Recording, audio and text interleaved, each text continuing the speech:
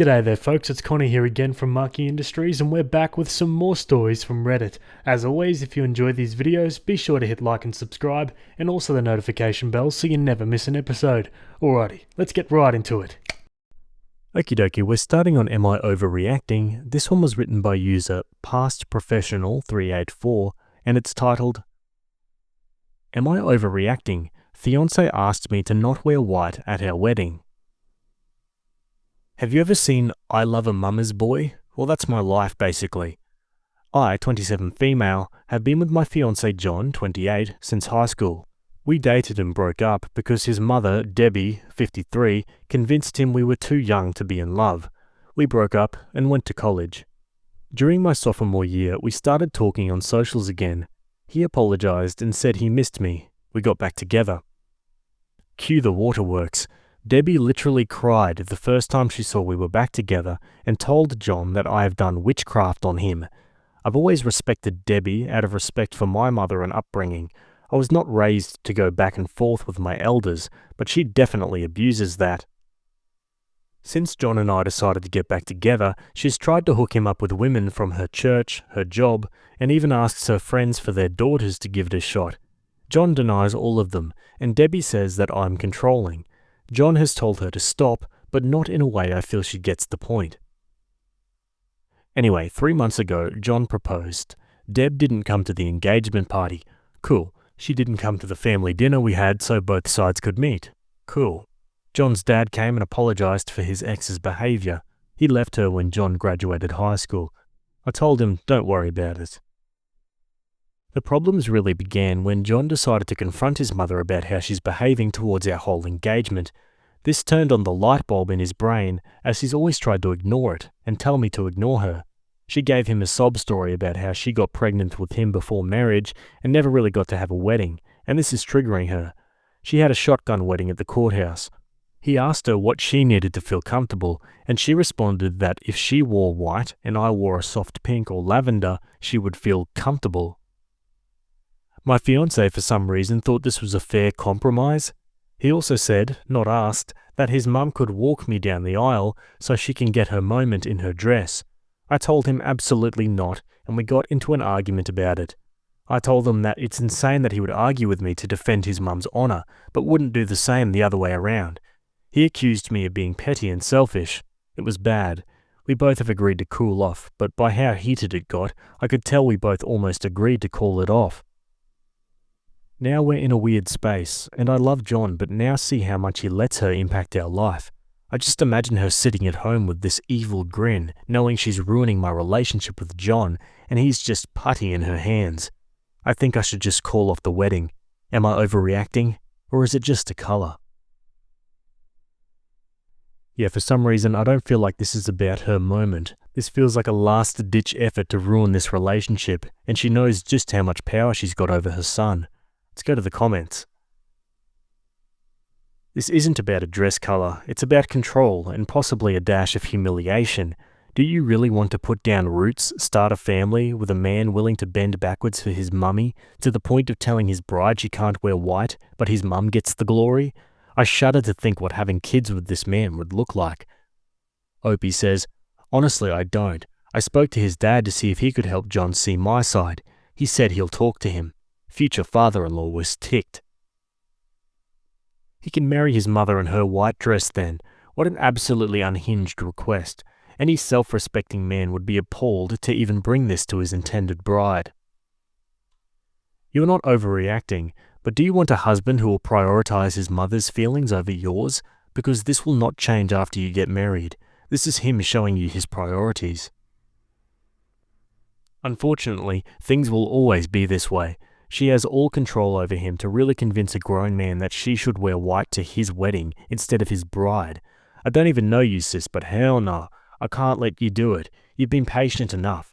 You can give Miss Deb my number when you leave him too, so I can call and tell her I'm your witchcraft education overseer, and I hate to inform her that she's been cursed. This is so wild. Clinical psychologist with family therapy experience here. I can say this because it's anonymous. Run. Staying with him will mean a long-term war that you cannot win. She knew it was an absurd and offensive ask. She did it to break you up. She'll be crapping herself with glee right now. She doesn't want the white dress. She wants her son back under her control. You should lay that out for him directly and dispassionately. Ask what it is he wants, a life with you or a life with whatever woman his mum prefers. If he can't or won't see that, then it's time to move on. Simple. Is your fiancé going to be a man and choose you, or be a boy and choose his controlling mother? She's trying to steal your big day from you. Don't let that happen. If your fiancé can't grow some balls, you can tell him to marry his mum. I love my late mother, but she'd never do something like that. Opie says, honestly, I'm at the brink of saying F it all. We always joked about him being a mama's boy, but he definitely turned it up a notch. Girl, run. As someone whose ex-mother-in-law took over my wedding and now treats my daughter like garbage because she's my daughter, you don't want her in your life. My ex was just like John, never stood up for me, would go to his mum with the intention of having my back and then come home with a completely opposite attitude. You're not a priority, you're not number one, and you'll never have your moment. I was told my daughter wasn't special because she wouldn't carry on the name and she was the second grandchild. And now that she's a teenager, she's fighting with her dad because he takes their side constantly. They're very right-leaning and she's a typical teenager. Her grandmother always tells her to smile or men won't like you, and her dad does nothing. You're in for a lifetime of being second chair. Opie replies, I'm so sorry this happened to you. This sucks and thank you for your insight. The part where you said he always left with the intention to stand up for you and came back with stories really made my heart drop. It all sounds too familiar, and I think it's time to get serious and make a decision. I decided to speak to him and show him this post so he can see how crazy he looks and sounds to other people. Yeah, good. Okay, enough comments. Let's go to an update. Hey everyone, not sure if this is the update everyone wanted, but this is what happened since my last post. I laid out a couple of talking points that I couldn't articulate over the rage. I met up with John after work at home. I was at the gym letting off steam. We spoke on everything and made plans to speak to his mother. John came home remorseful.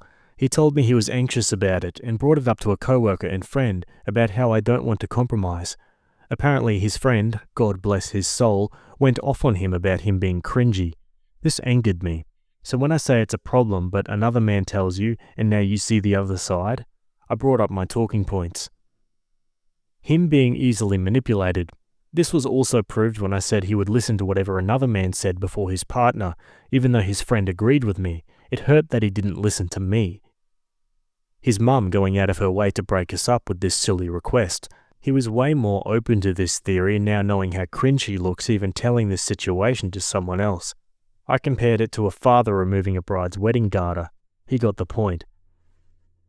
Him agreeing to his mum's crazy request before even talking to me.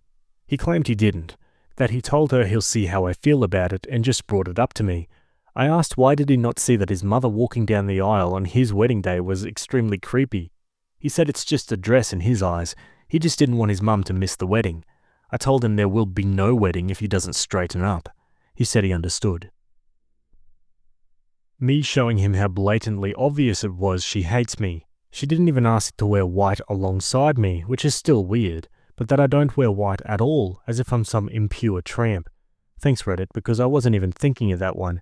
He said he didn't see it that way. He just knew she hasn't been showing up because she said seeing me in white hurts her. So I said, do you not hear your own mum saying she wants to be the bride herself? That she can't stand it being me? It finally looked like a ding went off in his head. Me asking him what role would she play in our wedding, childbirth, Mother's Day, and everything to come? Would I always come second place? He assured me I wouldn't, and he realizes how bad he messed up. He was just trying to keep the peace. I asked by always making her happy and making me miserable. I refused to live my life this way. He agreed and said he was sorry and that he wouldn't want me to be miserable. We have no children yet, but we created a plan and how to deal with any big milestone. She won't be there for anything unless I'm comfortable with it, and I won't be until she does a 180. I asked what did his mum say to change his mind, and you all guessed it. She cried. She cried about how her baby was getting taken away from her, how she never got her wedding, how his dad left her and she was alone and had no one else, that she felt sick and just wanted to experience a real wedding before she dies. She's perfectly healthy, unless there's something she hasn't told us. I just told him if that was enough to manipulate him, What's to say he won't turn on me again? He said his friend and dad talked sense into him about how he was going to lose me. I told him today was the last straw for me. He had to do 4 things to keep me engaged to him, if he even cared to. Go low contact with his mum and do not let her make any decisions on our wedding, which will be postponed another year to see if he actually sticks to his word. He has to go to counselling, individually and couples counselling. He has to speak to his mum with me present about her behaviour towards me, because every time he goes by himself, he comes back with a reason why he left it alone, and he must create strong boundaries and learn to uphold them. He agreed. Then came the bad part. I showed him the post. I felt so bad as he read everyone rip him to shreds in the comments. I could see how uncomfortable he was as he read how much of a mama's boy he was and other things about his mum. He was hurt that I agreed that I should leave in some comments. He read for a few minutes until he saw someone call him a spineless "see you next Tuesday" and then gave my phone back. He said it was really harsh, but I had to show him how crazy the situation sounded, even if it was just to keep the peace on a surface level. Him reading the post was icing on the cake. He said he saw everyone telling me to leave, and his heart physically started hurting, knowing that he deserved it. We called his dad, who I'm no longer calling future father-in-law because I'll call this wedding off tomorrow if he doesn't have my back when we speak to his mum. John's dad, Dan, who I'll name since he's a big part of this update. Dan also read John the riot act again. He was relieved John decided to get his act together. We agreed to go to Deb's house tomorrow with Dan and John's aunt. My dad is tagging along. John has said he'll tell his mother that she can't under any circumstances make our wedding about her. He also said if she does cry or try to guilt trip him, then he'll tell her he's going no contact.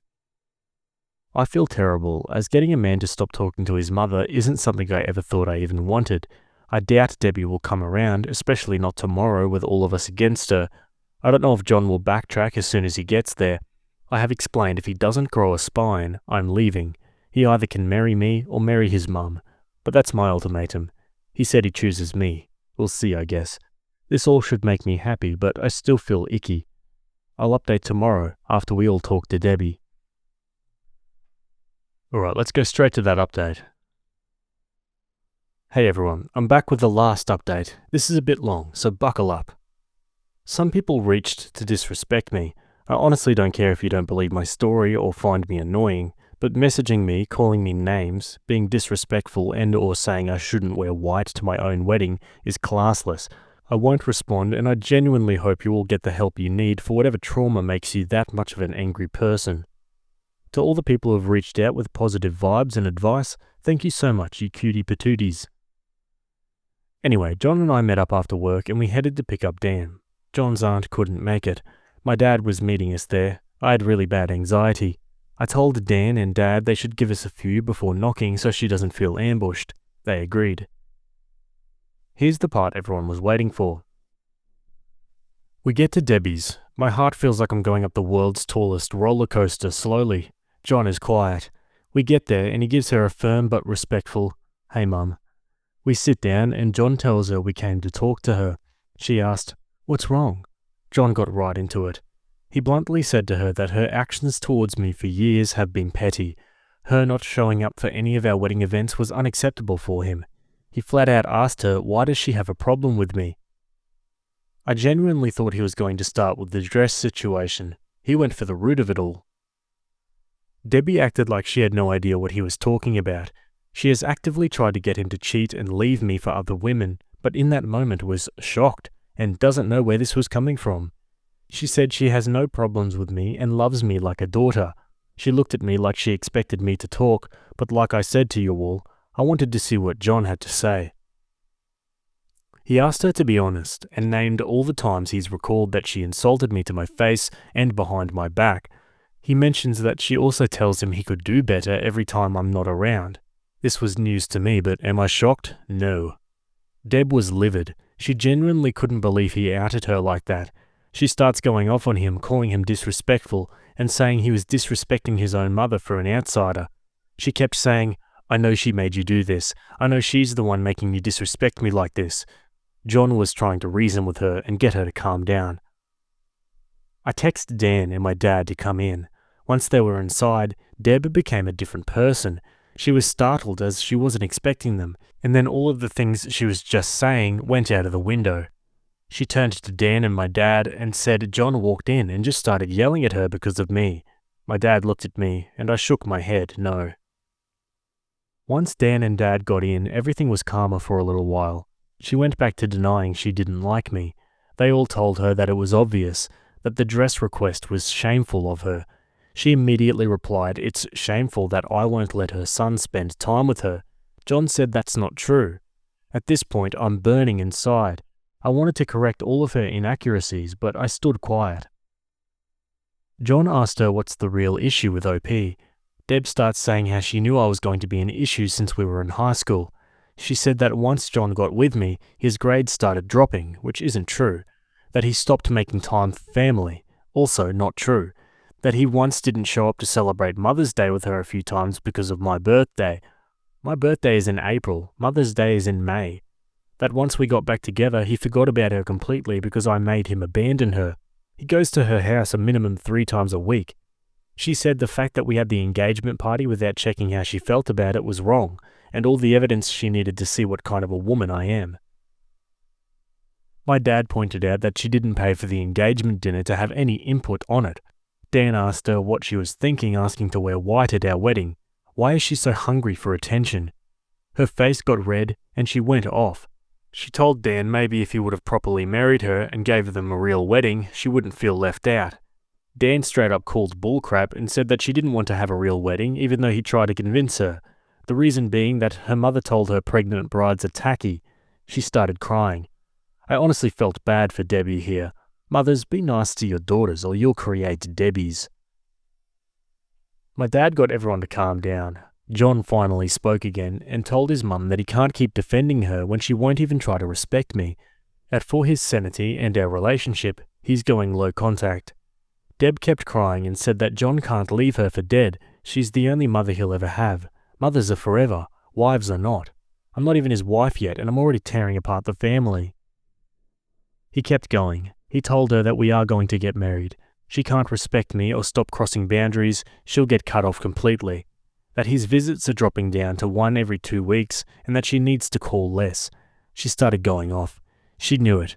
I'm doing something to him. What did I do to her son? I'm a manipulator and a problem.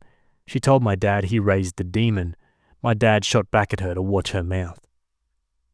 John kept shouting, "Mum, stop, Mum, stop." But she kept screaming and then she started hyperventilating. Whoever called it, you might be able to see the future. She was gripping John's arm, saying she can't breathe. This was when I said to myself, oh no, he's about to flip-flop. He looked at me, and I know he knew what I was thinking. John got her a cup of water, then asked his dad if he could make sure his mum was okay, and asked my dad to take Dan home. Dan and Dad agreed, and his mum started crying louder. She literally screamed, "I can't breathe," as we walked out so he could hear her. I felt freaking terrible, and I finally spoke. I told John I'm sorry, and I understand if he felt bad.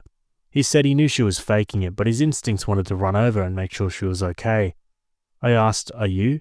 He said no, but he looked really sad about it. My dad walked out behind us. My dad has never seen this side of Deb. Neither have I. She's always been catty or shady towards me, but this was insane. My dad straight up told John that his mum needed help with her mental health. John said he's going to talk to his aunt about getting her help. We went home, and John cried. He said he cried because he watched his mum villainize him and tell others that he just walked in and verbally abused her. He said it reminded him of the times he would fight with his dad because his mum would say Dan would just come from work and yell at her for no reason. I guess it was deja vu for him. He was silent after she said that, so I do believe it struck a nerve with him. He decided to go no contact for now. I did ask him if he was okay with me posting this part, and he said yes. Before we went to Deb's house, I called a couple of counsellors in our area to check availability, and our first couples therapy session is next month. It's a little while away. He called his provider today to check for a therapist within his insurance and got an appointment for himself for the 23rd. The ball is rolling, and John seems like he's on the same page as me. I know this is killing him though. Dan called us and let us know he got Deb to calm down. He said he spoke to her as best as he could about her harming her own relationship with John, but she didn't want to hear it. Thank you, Reddit. I really didn't expect this to blow up like this. The advice and well wishes I got from this was so overwhelming, in a great way. While I should be happy, something about it all just makes me feel down. I hope that Debbie gets better and we can one day have her in our lives. Something about that comment about her mother made me hurt for little Debbie. Hopefully one day I'll get to hear her stories. Now I'm going back to my regular life, and hopefully I won't ever have a dramatic update for you guys ever again. And some final comments. That line about Opie's fiance recalling fights with Dad because Mum would say he just came home and started yelling at her was deep. I don't think she can manipulate or recover their previous relationship after that, but she'll probably try. Saying a mum is forever and a marriage is not is also a tremendously low blow, and sheds a lot of light on the complete lack of respect she has for her son's future wife. Glad it worked out for OP here. Yeah, John well and truly had the illusion of his family's dynamic shattered with that one statement from Debbie.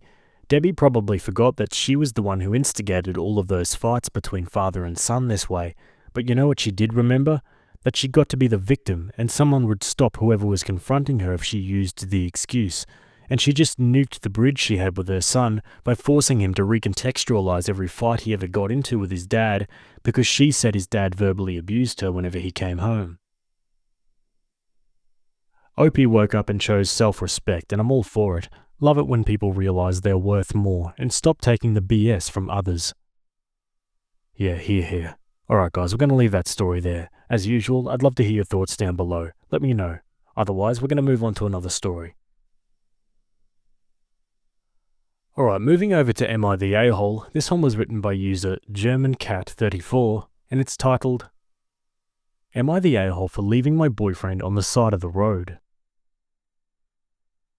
I'm 26 female, and my boyfriend, Nick, 27 male, have been dating for almost a year, and something that's always bothered me is how Nick does not believe in maintaining or taking care of his vehicles. Background: to give some context, Nick bought his car brand new about 5 years ago and has put about 70,000 miles on the vehicle. Since purchasing the vehicle, he has never had an oil change, nor does he do any kind of regular maintenance. I would like to clarify by saying Nick's refusal to maintain his vehicle is not due to any kind of financial insecurity. Nick has an incredible job that pays him very fairly. As a hobby and side job, I like to restore vehicles for a profit. I am by no means a mechanic. I mostly clean up the vehicles, do bodywork and paint restoration. However, I do have a pretty fundamental understanding of cars, and I know how to do the basics. Story: Nick called me yesterday on my day off and told me he was about 10 minutes from my house and that he had a flat tire, and asked if I could come help him out. I grabbed my tool bag and headed out. When I got there, Nick did not only have a flat tire, but his front left rotor was cracked. The rotor is part of the car's brakes, and his rim was bent to hell. I was telling Nick that his car was undrivable and that he needed to call a tow. Nick started arguing with me, telling me that it was just a flat tire and that it was not a big deal. I tried showing Nick how bad the damage was, but he insisted I was overreacting and that he just needed me to change the tire. I refused, and in Nick's own words, I started mothering him on how poorly he takes care of his car. The argument got heated, and Nick lashed out at me and started saying things like, "Just because you have a set of pink tools and watch YouTube doesn't make you a frickin' mechanic." After Nick said this, I started to pack up my tools and told him that he was right. I'm not a mechanic, but that he should probably call one because I'm not changing his tire. I left Nick on the side of the road, and he refuses to talk to me until I apologize for abandoning him. Am I the a-hole? Nah, this dude needs to grow up. He's just trying to make it completely her problem when it's not. Let's go to the comments. So to summarize, your boyfriend asked for your help, you offered help, informed him of the seriousness of the problem. Boyfriend didn't like your answer, told you what to do even though you know better. This became heated, your boyfriend was extremely offensive, you rightly left him. I'll be blunt, your boyfriend seriously sucks. To blow up over this is a big red flag. You're not the a-hole. Good luck with your car hobby though, sounds awesome. Do you ever get your hands on classics? Opie replies, I wish. I mostly buy and work on cars that are under 10k and try to sell them for a 20 to 30% profit. Subaru, old Fords and classic Chevys have a special place in my heart though. Not the a-hole, and yikes, if he won't maintain a high-end purchase, how does he treat his home? He's made fun of your car knowledge, yelled at you for making an accurate statement about his broken car, and demanded an apology, none of which you deserved. Is this how he normally responds in stressful situations? Opie replies, I'm going to answer your question with way more detail than you asked for. I was raised by a single mum. I never had a father figure growing up. When something would break in our house, I would teach myself how to fix it, and my mother always encouraged me to chase how mechanically inclined I was. After I met Nick's parents, me and his father really bonded over our love for cars and our love for fixing them. Every time I go over to Nick's parents' house, me and his father would inevitably end up in the garage tinkering. Nick has always been insecure about how quickly me and his father developed a relationship. Nick obviously is not very mechanically inclined and has never shown any interest in cars. The relationship I have with Nick's father has been a sore spot in our relationship for a long time, and I think this is why Nick lashed out the other day. Not the a-hole. He has a lot of nerve, picking a fight with someone he called for help. Calls for mechanical help, berates OP about being a mechanic. Yeah, not the a-hole. She has enough expertise for him to ask for a favour, but the moment he hears something he doesn't like, she's suddenly not smart enough to help. Dump him. Not the a-hole. He's put 70,000 miles on his car and has never changed the oil? WTF? I'm amazed the car still runs. If you like to work on cars, then you won't want to be with someone that's that cavalier about car repair and maintenance, and that's unforgivable of him to insult you like that with the pink tools comment.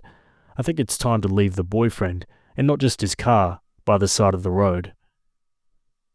The pink tools line is sexism at its finest. He's telling her she can't possibly know what she's talking about because she's, gasp, the horror, a woman. Opie should leave him at the side of the road permanently. Yeah, I tend to agree. Let's go to the update. Thank you so much to everyone who commented on my original post. I spent a few days reading all of your comments and taking some time to self-reflect. Vehicle update. Nick drove a Nissan Versa, and after I left him on the side of the road, he ended up calling a tow truck and mobile mechanic. When the actual mechanic got there, he told Nick everything I told him. The mechanic also refused to change his tyre and told him he would only tow his car to a mechanic shop. Nick refused to tell me what all the damage was to his vehicle, but the damage must have been pretty bad because instead of fixing his Nissan and wasting all that money, he decided he was just going to get a new car. Relationship update. Earlier today, I invited Nick over for dinner. I spent the whole day cooking and baking Nick's favourite dishes: braised oxtail soup, drunken potatoes, and tiramisu for dessert. When Nick got to my house, he was in a wonderful mood and had seemed to have forgotten or forgiven all about the argument we had. After small talk and finishing dinner, I took a deep breath and started to tell Nick how much I care about him, but that I no longer wish to continue our relationship romantically or otherwise. At first, Nick was shocked, but quickly his shock turned into anger. Nick felt I was insane for ending our relationship over such a petty, unimportant argument. Eventually, Nick tried to apologize, but I told him an apology was no longer something I was looking for. The whole time Nick was talking, I sat there on the opposite end of the table, listening with both ears, allowing him to say what he felt he needed to. When Nick was done, I looked at him and reminded him of some of the wonderful times we had together. I reminded him that we're both adults and we can choose to either end a 1-year relationship with arguing and anger, or we can choose to end things on good terms and finish a lovely last meal together. Nick calmed down after this, and his tone of voice started to match mine. We didn't talk for much longer, but luckily I planned ahead and had some tiramisu wrapped up for him, along with a small bin of all things he kept at my house. Before Nick left, I gave him a big hug and told him that if he ever needed someone to show him how to change a tyre, I would be happy to send him a YouTube tutorial. Life update. Over these last few days, I decided to treat myself and buy my neighbour's old 1978 Ford Ranger, red. The truck is an absolute hunk of junk and will probably take me over a year before it starts to look somewhat recognisable, but I figured it would be more time and cost effective for me to obsess over an old broken truck than it would for me to fixate on broken men. I plan on staying single for a while and hope to take better care of not only myself, but to also focus on my 3 German Shepherds more. Happy Redditing, everyone. Oh, great ending for OP, I think. And that YouTube tutorial line was such a mic drop from her. I love that. Anyway, guys, what are your thoughts about this? Let me know in the comments. Maybe you got a similar story you'd like to share. Either way, we're going to move on again. Okay, this one was posted on True Off My Chest. It was written by user Consistent Dirt, and it's titled, "Learned a family secret a few months ago, and it's been on my mind due to the holiday. I lost my mother when I was very young, and my father remarried to the woman I grew up calling Mum. Mum has an older son and a daughter who is about 12 years older than me. It was never a secret that Mum wasn't my biological mother. I see my stepbrother on the holidays, but I have zero contact with my stepsister. I learned why that was. My mum and stepsister moved in after she and my dad got married. I don't remember her being very nice, and then she was just gone. I was told she had to go away for a while. Mum brought me everywhere with her, the store, to her friends' places, to the zoo, etc. She helped me get ready for school and helped me with schoolwork. She watched a handful of kids' movies in the theatre that, looking back, were likely indecipherable nonsense to her. All 3 of those Pokemon movies, for example. She cried at my high school graduation, even when she promised me she wasn't going to cry. She was my mum, and she loved me to bits. All the while, she never erased my mother. Her and my dad would look at the photos of my mother, and Dad would tell stories, and Mum always said she wished she'd met her. My father and maternal grandfather had it for me after she died, so I had something to remember her by. I have that photo album in my apartment. Been looking at it a lot lately. Here's the kicker. It's not the original photo album. I never saw the original photo album. What made my mum disown my stepsister is that she burned the original after my mum scolded her for being rude to my father and I. Mum discovered what had happened because her and her friends had done it together, and one of her friends felt so guilty she confessed to her own mum, who called my mum. Mum kicked stepsister out of the house and had movers take her things to her dad's house. Dad came home to my mum, who explained in tears what was up. She and my dad then went around to family, friends, close and distant, and even my mother's alma mater to look for photos of my mum to try and make a new album. Dad told me everyone in their lives had risen to occasion and they were able to build a new album. Even if some of the original photos and Polaroids were gone forever, they had new photos from Mum's college friends. I asked Dad if my stepsister ever apologized or tried to reach out, and he confirmed she tried, but Mum fundamentally wants nothing to do with her. I thought a lot about forgiveness and family these last few months. I never knew about the original album, so I didn't have much of a reason to hate her. I do think the album was likely a last straw for Mum, and wasn't the primary problem, even though destroying the album was cruel and kind of evil. I don't plan on talking to my mum about it. I think it would be better to respect her desire to continue not having a relationship of any kind with my stepsister. My only plan is to make sure to give both of my folks big hugs. Oh, kudos to Mum for looking out for OP. Quite often you hear stories about step-parents being jealous of the dead parent, which is just ridiculous, but it's a breath of fresh air to see the opposite in this case. Let's go to some of the comments. Wow, amazing story. Your parents are wonderful.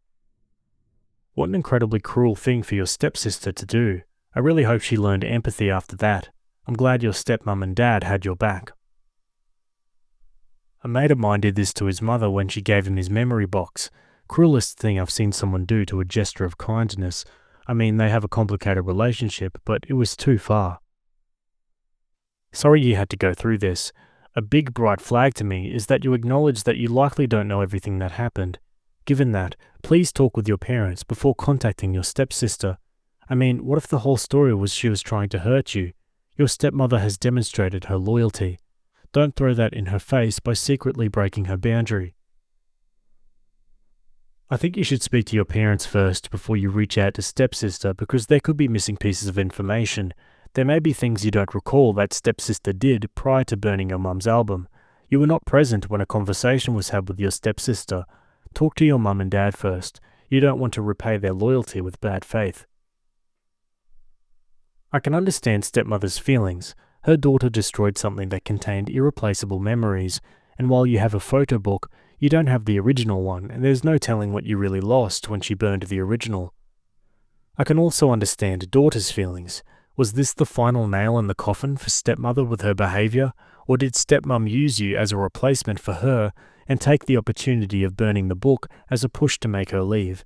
Just seems suspicious that she completely ignored and overlooked her daughter after this one incident and completely latched onto you. Yeah, something to think about. Now for an update. I made a post a few days ago about learning about how the photo album made of photos of my deceased mother was actually a replacement album after my stepsister, her biological daughter, destroyed the original by setting it on fire with her friends. This led to my mum, I'm calling my stepmum now, going no contact with my stepsister. I was just getting something off my chest and was surprised by the responses I got. I texted my mum that I knew about what happened and asked if I could call her to talk about it. We talked and did clarify some things my dad likely forgot. Even before she'd started seeing my dad, my mum and stepsister were having problems. Her ex-husband was a fair-weather parent and wasn't very supportive. My stepsister during her last 2 years of high school became part of a clique of girls who were always in trouble. Mum had to field several accusations of bullying and otherwise poor behaviour. She tried to get her into counselling or therapy, but she refused point blank, and at a certain point, you can't force someone if they don't want to go into therapy. She tried grounding her and taking away privileges. She had also been lying about applying to colleges, so the final few months before graduation were a mad dash to apply for schools before throwing the towel and having her apply for community college. When she married my dad and moved the both of them into my dad's house, the only expectations my mother gave her were to be nice and be tidy. She was never expected to babysit me. Well, she couldn't follow those guidelines and clashed almost every day with my mum and dad and would raise her voice at me, I'd been 6 years old, for watching TV or playing in the backyard. My stepsister only lived in that house for over a month before my mum sent her away. The breaking point was reached even before the photo album. My mum told her ex-husband he had to take her for a while. Stepsis was ticked because her father lived an hour away and she wouldn't be able to see her friends. But Mum put her foot down that she couldn't stay there with the way she'd been treating everyone. My stepsister must defend the album and called her friends to meet up with her, where they burned it in a bonfire. When Mum asked why on earth she did it, my stepsis thought it would be funny to take something from my father and I that we would miss. Mum ended up kicking her out right there and calling the movers that day. She was furious and upset, and felt the two of them having some distance apart would be for the best. Mum was also panicking because she thought her marriage had just gone up in flames. However, my father never blamed my mum for what had happened. Mum told me she just didn't have the desire to reconnect with my stepsister when she reached out a few years ago. She can't let go of my stepsister's deliberate cruelty to not just her and my father, but to me. My stepsister was an adult when she did what she did. In her absence, she had a wonderful husband and 2 sons. My older stepbrother and I, who were kind to her. My relatives all loved her. She admitted that her mental health had improved considerably without my stepsister around. She had wanted to prioritize the people in her life who weren't toxic. She assured me she hadn't left her with nothing. She had full access to a college fund that my mother set up for her when she was born, and she will still get an inheritance. Mum finished the call by telling me she still felt horrible about what had happened to the photo album and wished those memories of my mother weren't gone forever. I told her it was okay and that I appreciated the lengths she and my dad went to replace it before telling her I loved her. To address a few commenters, I did not and still do not have any desire to talk to my stepsister.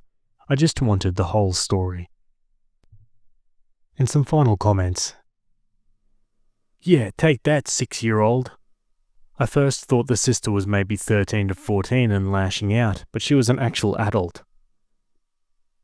The prospect of your kid turning out to be a complete a-hole is terrifying. One of the scariest parts of parenting, I've had this discussion with all of my kids. I want to raise good people first and foremost, so when they're being hurtful to others, that's when I'm going to intervene the most. I feel like this is partly what makes the toddler stage so hard. They can be straight up sociopaths and you just have to believe they won't stay that way. This has always been a fear of mine. What if you're a loving parent who provides your child with a stable home, experiences, privileges, all the important things they should be exposed to create a well-rounded human, yet that child turns out to be hateful, a bully, unkind in the worst ways. I don't know what I'd do. I wouldn't want to be connected to a person like that either. I think I'd feel like a failure for turning out someone like that into the world. Maybe the mother felt the same. Yeah, I'd say there's a good chance she did. But yeah, I agree, it's a pretty scary prospect. The thought that you think you're doing everything right, but your kid still turns out, I don't know, different to what you expect. I suppose that's one way of putting it. What do you guys think? Let me know down below. Anyway, that's it from me today. Hope you guys enjoyed those stories. Thanks for making it to the end, and I'll see you all in the next video. Have a good day. Cheers.